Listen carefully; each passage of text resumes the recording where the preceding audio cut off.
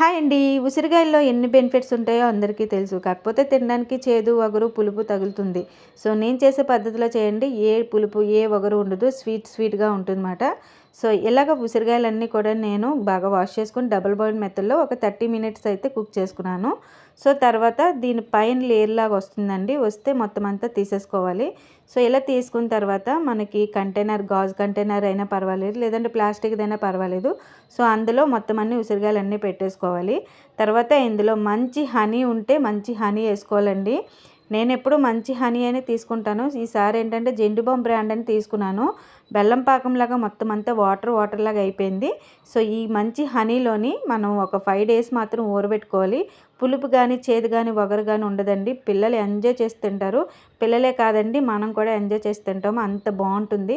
రోజుకొకటి చొప్పున తింటే దీనివల్ల ఎన్ని బెనిఫిట్సో మీకు తెలుసు గనుక మంచి విటమిన్స్ కూడా వస్తుంది. ఈ వీడియో నచ్చితే లైక్ చేసి సబ్స్క్రైబ్ చేసుకొని సపోర్ట్ చేయండి.